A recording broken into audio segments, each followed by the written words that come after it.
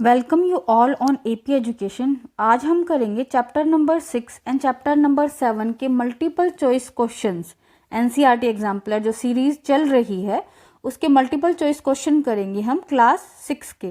लेकिन उससे पहले अगर आपने चैनल को सब्सक्राइब नहीं किया है तो सब्सक्राइब करें और हर क्लास की नोटिफिकेशन के लिए बेल आइकन को प्रेस करें, लाइक करें और अपने दोस्तों के साथ शेयर भी करें।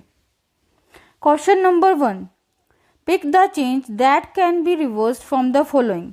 इसमें से किस चेंज को हम रिवर्स कर सकते हैं? Cutting of trees, melting of ghee, burning of candle and blooming of flower. Cutting of tree, क्या पेड़ को हम काट के दोबारा से उसको चिपका सकते हैं वहाँ पे? No, this can't be possible.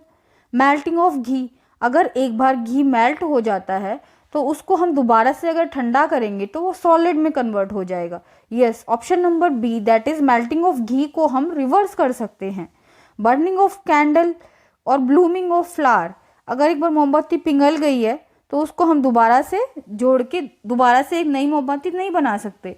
And blooming of flower, अगर फूल खिल गया है तो उससे वापस से भी कली नहीं बन पाएगी। So option number B that is melting of ghee is right answer. Which of the following change can't be reversed. इसमें से कौन से एक चेंज को रिवर्स नहीं किया जा सकता? Hardening of cement, freezing of ice cream, opening a door and melting of chocolate. So option number A that is hardening of cement is right answer, क्योंकि एक बार सीमेंट अगर हार्ड हो जाती है तो उससे दोबारा पाउडर्ड सीमेंट नहीं बनाई जा सकती। ये एक केमिकल रिएक्शन थी जो कि हो गई है, इसको हम रिवर्स नहीं कर सकते। फ्रीजिंग ऑफ आइसक्रीम, अगर आइसक्रीम को फ्रीज कर दिया है तो उससे दोबारा आइसक्रीम मेल्ट हो जाएगी उसको बाहर रखेंगे तो। अगर एक बार किसी डोर को हमने ओपन कर दिया है तो उसको क्लोज भी फिर से कर सकते हैं। अगर चॉकलेट मेल्ट हो गई है तो उसको फ्रिज में रखेंगे तो वो फिर से सॉलिड हो जाएगी। सो option number A that is hardening of cement, this can't be reversed, इसको रिवर्स नहीं किया जा सकता। So this is right answer. Question number 3, an iron ring is heated, which of the following statement is incorrect। अगर हम एक iron rod को heat करते हैं तो इसमें से कौन सा स्टेटमेंट जो है वो इनकरेक्ट होगा, मतलब सही नहीं होगा? अगर रिंग को गर्म करेंगे तो रिंग बढ़ जाएगी, the ring expands, yes this is correct. अगर हम आयरन रिंग को गर्म करेंगे तो वो एक्सपैंड हो जाएगी। The ring almost come to the same size on cooling, अगर उसको कूल करेंगे तो अपने सेम साइज में आ जाएगी। हाँ, अगर आयरन रिंग को अगर हमने कूल किया तो वो पहले वाले साइज में आ जाती है। The change in this case is reversed, change को रिवर्स किया जा सकता है। हाँ बिल्कुल किया जा सकता है, क्योंकि पहले रिंग एक्सपैंड हो रही है, उसको कूल करने पे वापस वो अपने ओरिजिनल शेप में आ रही है, इसका मतलब उसको रिवर्स तो किया जा सकता है। The ring change its shape and can not be reversed, that is D option will be incorrect. और हमसे यही पूछा है कि क्या इनकरेक्ट है। ये बोल रहा है कि रिंग की जो शेप है वो चेंज हो जाएगी और उसको रिवर्स नहीं किया जा सकता। नहीं, ऐसा नहीं है। अगर हम आयरन रिंग को गर्म करते हैं तो वो एक्सपैंड हो जाएगी, लेकिन उसको कूल करने पे वो अपने पहले वाली साइज में आ जाती है। So option number D that is the ring change its shape and the change can not be reversed, this will be the right answer because this is incorrect. Question number 4, while lighting a candle Paheli observe the following changes. Candle को जलाते time Paheli ने कुछ changes observe किए candle में। Wax was melting, candle was burning, the size of candle was reducing, melted wax was getting solidified. Of the above change that can be reversed are, इनमें से किस change को हम reverse कर सकते हैं? सो वैक्स वाज मेल्टिंग, मेल्ट होके wax तो दोबारा सॉलिड में हो जाएगी convert. Candle was burning, candle एक बार बर्न हो गई तो हो गई, उसको दोबारा से हम पूरी कैंडल नहीं बना सकते। The size of candle was reducing, जो साइज जो कैंडल था रिड्यूस हो रहा है उसको दोबारा से हम फुल साइज में नहीं ला सकते। Melted wax was getting solidified, जो मेल्टेड वैक्स है वो सॉलिड हो रही थी और सॉलिड होके वो फिर से मेल्ट भी हो सकती है।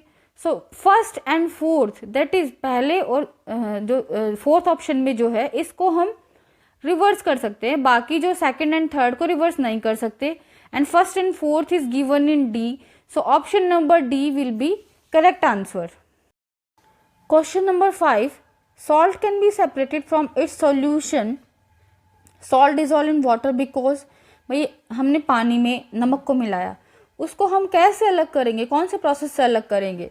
Mixing of salt in water is a change that can be reversed by heating and melting of salt. Mixing of salt in water is a change that cannot be reversed. Mixing of salt in water is a permanent change. Mixing of salt in water is a change that can be reversed by evaporation. So option number D will be right answer. हमने chapter में पढ़ा भी था कि mixing of, अगर हमने पानी में नमक को मिला दिया है तो पानी अगर इवेपोरेट हो जाएगा तो पीछे जो है वो सॉल्ट के क्रिस्टल्स बच जाएंगे. सो option number D will be right answer. Question number 6. Rolling of chapati and baking of chapati are the change that can be reversed, cannot be reversed, can be reversed and cannot be reversed respectively, cannot be reversed and can be reversed respectively. So option number C, that is can be reversed and cannot be reversed will be right answer. क्योंकि अगर हमने चपाती को role किया है तो उसको हम फिर से इकट्ठा करके आटा बना सकते हैं, लेकिन बेक अगर एक बार कर लिया, पका लिया, तो उस प्रोसेस को हम रिवर्स नहीं कर सकते. So option number C will be right answer.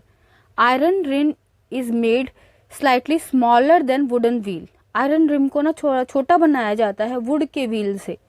The rim is usually heated before fixing into the wooden wheel because on hitting the iron rim expand and fit into the wood wheel, contract and fit on the wood wheel.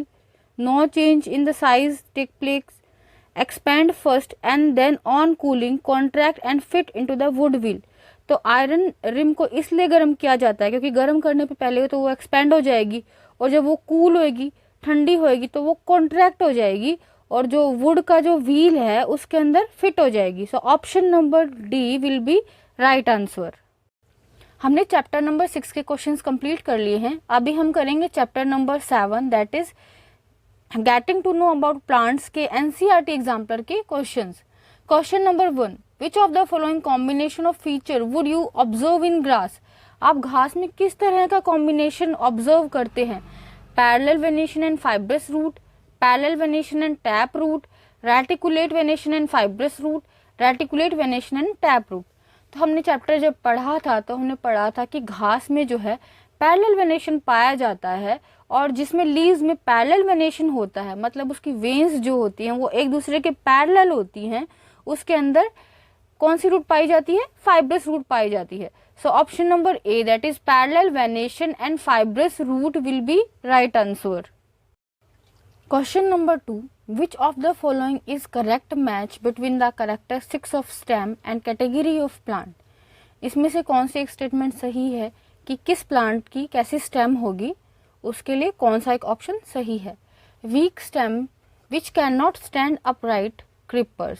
जिसकी week stem होती है, जो कि सीधे खड़े नहीं रह सकते, वो क्या होते हैं, क्रीपर्स होते हैं. यस, दिस इज करेक्ट, हमने पढ़ा था. ग्रीन टेंडर स्टेम शर्ब, नहीं, दिस इज रॉन्ग. शर्ब की नहीं, जो ग्रीन टेंडर स्टेम होती है वो हर्ब की होती है. Thick hard stem with branching near tree the base. भाई थिक हार्ड स्टेम तो होगी लेकिन ब्रांचिंग बेस से नहीं होती ट्रीज में, ये शर्ब्स में होती है. Thick hard stem with branches high herb on the plant, नहीं, हर्ब की तो स्टेम ही बहुत वीक होती है. So option number 1, that is weak stem which can not stand upright creepers, this is correct option and this will be the right answer. Question number 3. Which of the following is not the primary function of stem? इनमें से कौन सा एक function stem का primary function नहीं है.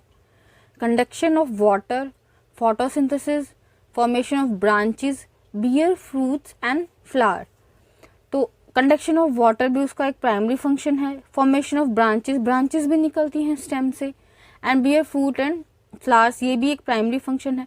लेकिन photosynthesis जो होता है वो लीव्स करती हैं, तो ये जो है स्टेम का प्राइमरी फंक्शन नहीं है.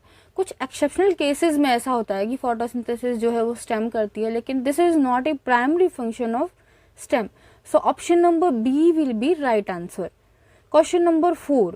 विच of the following is not a correct match. इनमें से कौन सा एक सही मैच नहीं है. Petiole attach leaf to stem. Petiole वो पोर्शन होता है जहाँ से जो लीफ होती है वो स्टेम से अटैच होती है. Yes, this is correct.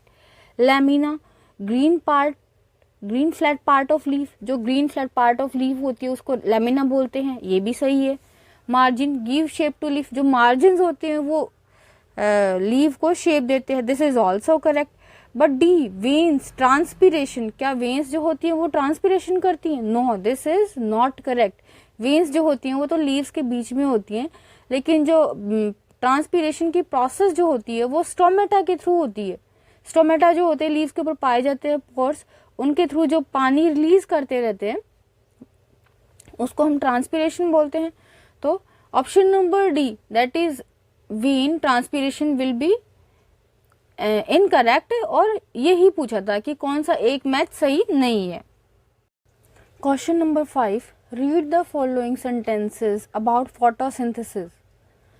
Sunlight, carbon dioxide, chlorophyll and water are necessary for photosynthesis. Oxygen is absorbed. Leaves carry out photosynthesis. Protein are made during photosynthesis. So इसमें से option number first and option number third that is given in B will be correct answer, क्योंकि sunlight, carbon dioxide, chlorophyll और water जो होते हैं वो photosynthesis की process के लिए ज़रूरी होते हैं, लेकिन जो ऑक्सीजन होती है वो एब्जॉर्ब नहीं होती, कार्बन डाइऑक्साइड एब्जॉर्ब होती है। लीव्स फोटोसिंथेसिस करती हैं, ये वाली स्टेटमेंट भी सही है, लेकिन protein are made during photosynthesis, this is also incorrect. Photosynthesis की प्रोसेस में स्टार्च बनता है, प्रोटीन नहीं बनता। So first and third is correct and this is given in option number B. Which of the following term constitute the female part of flower? इनमें से कौन से टर्म्स जो हैं वो फीमेल पार्ट ऑफ फ्लावर में आती हैं? Sepal, petal, स्टेमन। तो सेपल्स और पेटल्स तो नहीं आती, सेपल और पेटल तो जो आउटर पार्ट होते हैं वो होते हैं। Stigma, style, ovary, that is option number B will be right answer. जो फीमेल पार्ट होते हैं उसमें आती है स्टिग्मा, स्टाइल एंड ओवरी, जो कि हमने चैप्टर पढ़ा उस टाइम पढ़ा भी था। Stigma, style, ovary constitute the female part of flower. Fill in the blanks. The small green leaf at the base of flower are known as sepals. जो छोटी छोटी ग्रीन पत्तियां होती है ना फूल के बाहर, छोटी छोटी ग्रीन ग्रीन कलर की जो होती हैं, जो कि पेटल्स के बाहर होती हैं, उनको हम सेपल्स बोलते हैं। The swollen base part of pistil is the ovary which bears the ovule. जो नीचे बेस का जो पार्ट होता है ना, सूजा हुआ एक स्वेलन पार्ट होता है, उसको ओवरी बोलते हैं, और जिसके अंदर ओव्यूल्स होते हैं। Stamen has a two part called filament and anther. Stamen के दो पार्ट होते हैं। स्टेमन दैट इज जो मेल पार्ट होता है फ्लावर का, उसके दो पार्ट होते हैं, that is filament and anther. The young unopen flower is term as a bud. जो यंग फ्लावर होता है जो कि खुलता भी नहीं है, मतलब जो खिलता नहीं है फूल, उसको हम क्या बोलते हैं? बर्ड बोलते हैं। ये थे एनसीईआरटी एग्जाम्पलर क्लास 6 के चैप्टर 6 एंड 7 के क्वेश्चंस। अगर आपको एक सीरीज पसंद आ रही है क्वेश्चंस की तो चैनल को लाइक, शेयर एंड सब्सक्राइब करें, और हर क्लास के नोटिफिकेशन के लिए बेल आइकन को प्रेस करें। Thank you.